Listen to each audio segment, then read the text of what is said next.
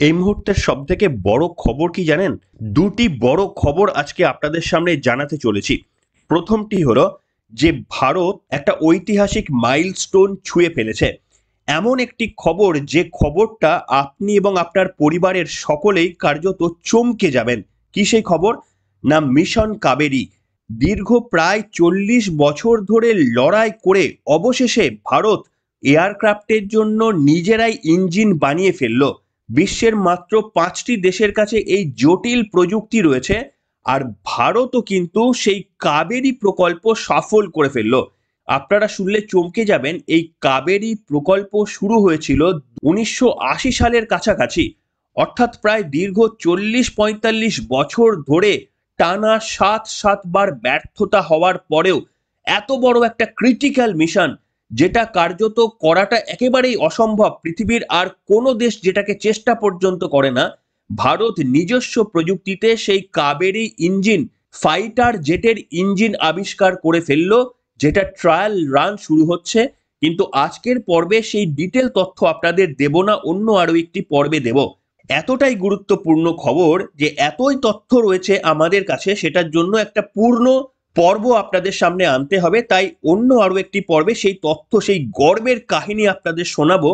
গর্বে আপনাদের সকলের বুক ভারতীয় হিসাবে ফুলে উঠবে।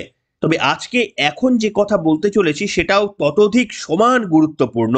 কি জানেন? ভারতে আসছেন আমেরিকার জাতীয় নিরাপত্তা উপদেষ্টা সালিভান, এবং বাংলাদেশ নিয়ে আমাদের নিরাপত্তা উপদেষ্টা অজিত ডোভালের সঙ্গে তার কথা হতে চলেছে।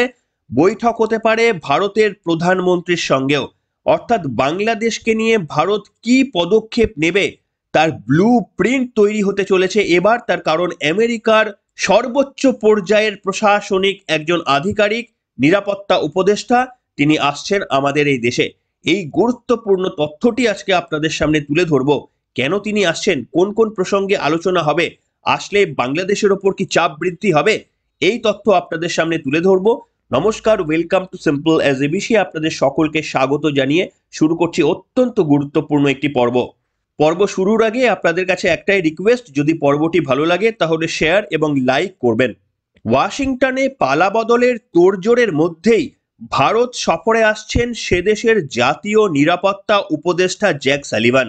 জাতীয় নিরাপত্তা উপদেষ্টা মানে কি? না, আমাদের দেশের জাতীয় নিরাপত্তা উপদেষ্টা হচ্ছেন অজিত ডোভাল। ঠিক ওয়াশিংটনের যিনি অজিত ডোভাল, তিনি জ্যাক সালিভান, তিনি আসছেন আমাদের এই দেশে। আমেরিকার বিদেশ দপ্তরের তরফে জানানো হয়েছে দুদিনের ভারত সফরে আসছে জাতীয় নিরাপত্তা উপদেষ্টা, এবং ভারতের শীর্ষ স্তরের আধিকারিকদের সঙ্গে এই দুদিন তার প্রচুর বৈঠক রয়েছে। তার মধ্যে রয়েছেন অজিত ডোভাল, রয়েছেন স্বয়ং নরেন্দ্র মোদী এবং তার সরকারের শীর্ষ আধিকারিকরা। অর্থাৎ আপনারা বুঝতেই পারছেন যে কতটা গুরুত্বপূর্ণ হতে চলেছে সেই মিটিং, যে একেবারে ভারতের শীর্ষ আধিকারিকদের সঙ্গে গোপন বৈঠক হতে চলেছে। তার কি কি বিষয় নিয়ে মূলত আলোচনা হবে? আলোচনা হবে প্রথমত আদানির বিরুদ্ধে ঘুষের মামলা, সেটি নিয়ে যেমন আলোচনা হবে। অপরদিকে আমেরিকা এবং কানাডার মাটিতে খালিস্তানি পন্থীদের তৎপরতা, দ্বিতীয় বিষয় ছিল এটা। এবং তৃতীয় এবং সবথেকে গুরুত্বপূর্ণ বিষয় হচ্ছে যে বাংলাদেশের পরিস্থিতি নিয়ে ভারতের এই মুহূর্তের কি অবস্থান, ভারতের কি পরিকল্পনা, তা নিয়েও কিন্তু আলোচনা হবে এই দুই দেশের রাষ্ট্রপ্রধানদের মধ্যে। দুই জাতীয় নিরাপত্তা উপদেষ্টার আলাপচারিতায় initiative on critical and emerging টেকনোলজির বা ভারত মহাসাগরীয় অঞ্চল সংক্রান্ত দ্বিপাক্ষিক বৈঠক এবং পশ্চিম এশিয়ার যুদ্ধ পরিস্থিতি প্রসঙ্গেও আলোচনা হবে বলে জানা গিয়েছে। আপনারা বুঝতে পারছেন যে পরিস্থিতি এই মুহূর্তে কতটা সংকটে রয়েছে, যে এমন একটা পরিস্থিতির কার্যত সৃষ্টি হচ্ছে যেখানে বিশ্বের বিভিন্ন দেশ পরস্পরের সঙ্গে যুদ্ধে তো লিপ্ত রয়েছেই, এবং যে কোনো দিন ভারতবর্ষকেও কিন্তু এই যুদ্ধের মধ্যে জড়িয়ে পড়তে হতে পারে। আর সেই দিক থেকেই কিন্তু একটা কূটনৈতিক সম্পর্ক এস্টাবলিশ করতেই আমেরিকার প্রতিনিধিরা তারা ভারতে আসছেন। তাহলে কি ভারতের সঙ্গে বাংলাদেশের যুদ্ধ কার্যত অনিবার্য হয়ে যাচ্ছে? এমন কি কোনো সার্জিক্যাল স্ট্রাইকের প্ল্যান করে রেখেছেন ভারতের প্রধানমন্ত্রী নরেন্দ্র মোদী, যেমনটা তিনি করেছিলেন বালাকোটে পাকিস্তানের বিরুদ্ধে? এবার আপনাদের সামনে আরো কিছু তথ্য দিই, গুরুত্বপূর্ণ তথ্য। আপনারা জানেন যে আগামী 20 জানুয়ারি আমেরিকার প্রেসিডেন্ট হিসেবে দ্বিতীয়বার দায়িত্ব নিতে চলেছেন ডোনাল্ড ট্রাম্প। এবং জো বাইডেন তিনি বিদায় নিতে চলেছেন। এই যে নিরাপত্তা উপদেষ্টা সালিভান আসছেন, সালিভান কিন্তু বিদায়ী ডেমোক্র্যাট সরকারের নিযুক্ত জাতীয় নিরাপত্তা উপদেষ্টা।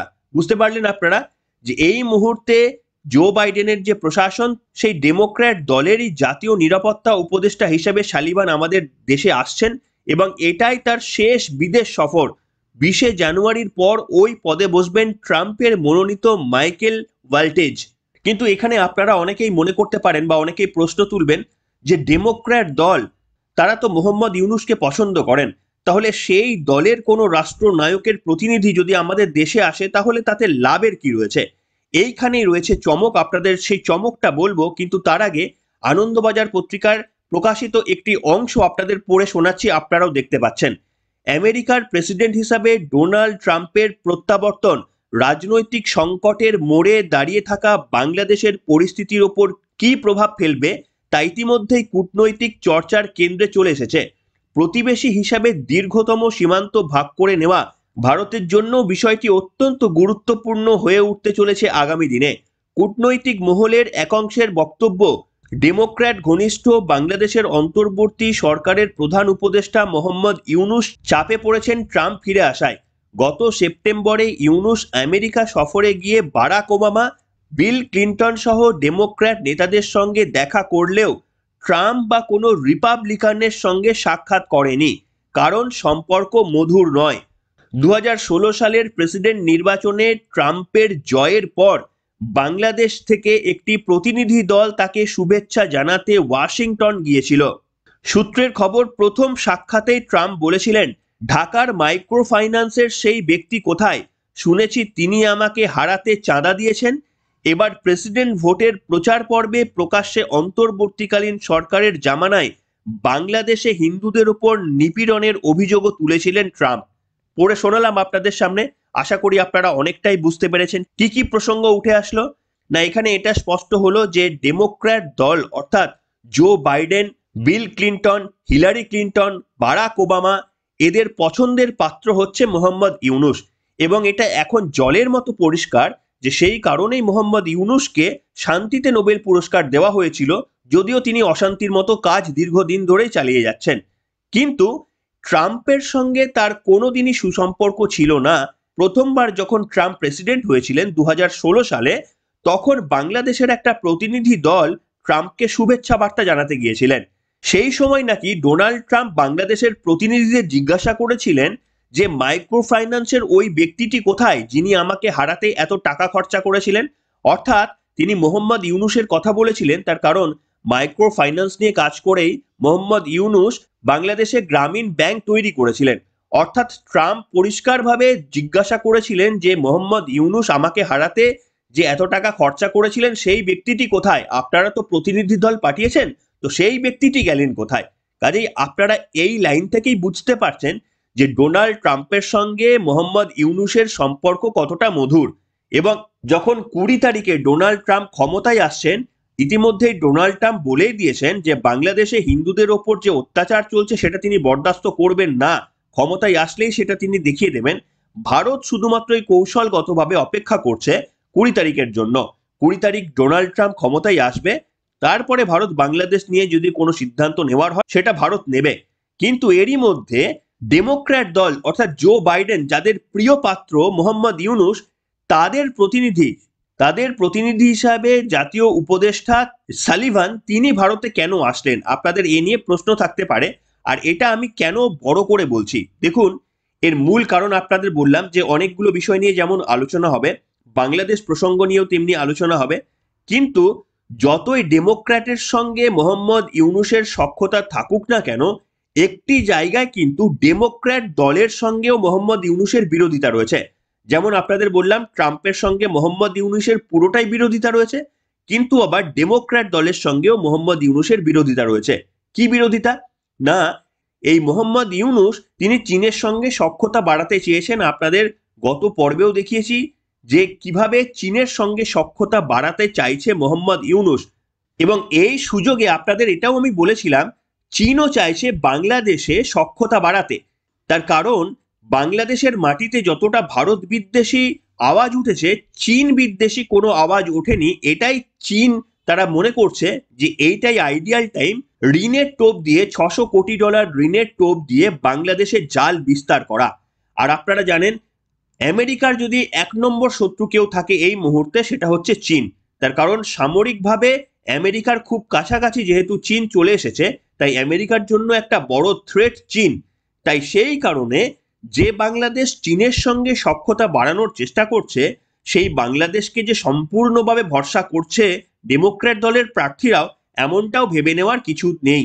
নিশ্চিতভাবে ডেমোক্র্যাট দলের পছন্দের পাত্র হচ্ছে মোহাম্মদ ইউনূস, কিন্তু মোহাম্মদ ইউনূসের ক্ষমতায় অভিষিক্ত হওয়ার পরেও চীনের সঙ্গে সখ্যতা বাড়ানোর এই যে প্রয়াস, এটাও কিন্তু ভালো চোখে দেখছে না ডেমোক্র্যাট দল। এবং সেই কারণেই সালিভান তিনি ভারতে আসছেন, জাতীয় নিরাপত্তা উপদেষ্টা অজিত ডোভালের সঙ্গে কথা বলবেন, প্রধানমন্ত্রীর শীর্ষ পরামর্শদাতাদের সঙ্গে কথা বলবেন, বিদেশ নীতি নিয়ে কথা হবে, পশ্চিম এশিয়ার যুদ্ধ পরিস্থিতি নিয়ে কথা হবে, ভারত তাদের ব্লু প্রিন্ট বলবেন, বাংলাদেশের মৌলবাদীকে থামাতে ভারত কি চিন্তা ভাবনা করছে সেইগুলো আমেরিকার উপদেষ্টার সঙ্গে তথ্য বিনিময় হবে। তারপরে ডোনাল্ড ট্রাম্পের 20 তারিখে ক্ষমতায় আসার জন্য ভারত অপেক্ষা করবে। এর পরেও যদি বাংলাদেশ ভারত বিরোধী আচরণ করে যায়, তখন ভারতের কাছে সুযোগ থাকবে বাংলাদেশের প্রতি প্রত্যাঘাত করা। কিন্তু ততদিন পর্যন্ত বাংলাদেশের উপর ভারত কূটনৈতিকভাবে তাদের আস্থা এবং নীতি চালাতে চাইছে। এই কথা যবে থেকে বাংলাদেশ ভারতের নিয়ে একটা উত্তেজনা সৃষ্টি হয়েছে আমি আপনাদের সামনে দীর্ঘদিন ধরে বলে আসছি। তাই সেই কারণেই এই যে নিরাপত্তা উপদেষ্টার ভারতে আসা দুদিনের সফর অত্যন্ত গুরুত্বপূর্ণ। যে কি সিদ্ধান্ত হবে, ভারত কি ব্লুপ্রিন্ট সাজিয়ে রেখেছেন সেটা যেমন আলোচনা হবে, চীনের সঙ্গে ক্রমাগত এই যে সখ্যতা বাড়ানোর কাজটা মোহাম্মদ ইউনূস করে যাচ্ছেন, সেইটা কিন্তু কোনোভাবেই আর ভালো চোখে দেখছে না ডেমোক্র্যাট নেতারা।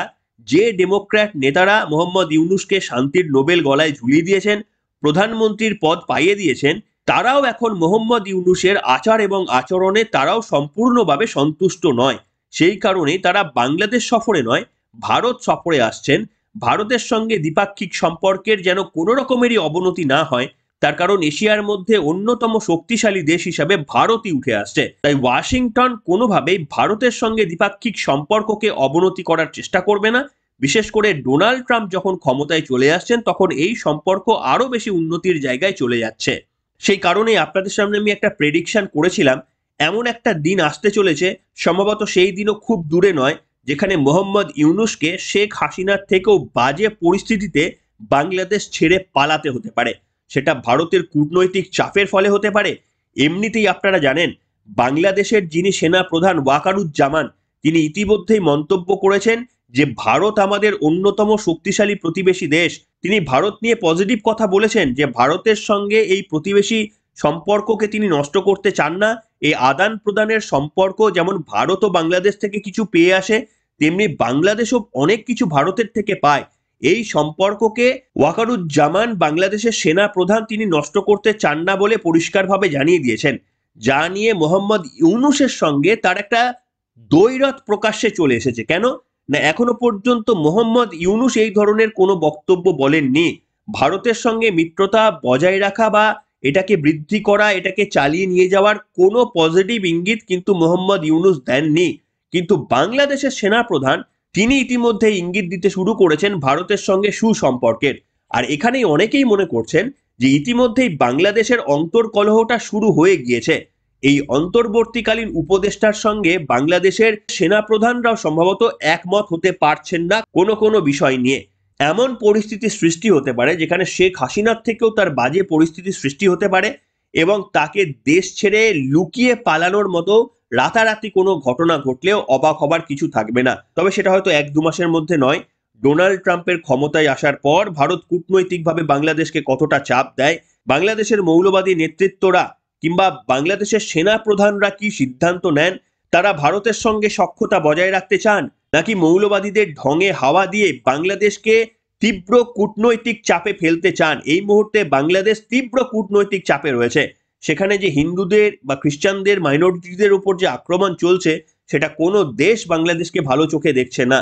এই পরিস্থিতিতে যদি দ্রুত সম্পর্কের উন্নতি না করে, কূটনৈতিক সম্পর্কের বাংলাদেশ যদি উন্নতি করতে না পারে, তাহলে আইদার একটা যুদ্ধ যেটা বাংলাদেশ কোনোদিনই যেতে পারবে না, আর অল্টারনেটিভ হিসাবে মোহাম্মদ ইউনূস তাকে গদি ছেড়ে তাকে পালিয়ে যেতে হবে, ডেমোক্র্যাট দলের কারুর কাছে তাকে আশ্রয় নিতে হবে। এই পরিস্থিতি কিন্তু বাংলাদেশে, তার মধ্যেই ভারতে আসছেন আমেরিকার জাতীয় নিরাপত্তা উপদেষ্টা। এই কয়েকদিন অত্যন্ত গুরুত্বপূর্ণ হতে চলেছে ভারতের জন্য। কি সিদ্ধান্ত নেওয়া হবে ডোনাল্ড ট্রাম্পের পর বাংলাদেশ নিয়ে, তার এক প্রস্থ আলোচনাও কিন্তু এই পর্বে সেরে রাখা হবে। কি বলবেন বন্ধুরা আজকের এই পর্বে?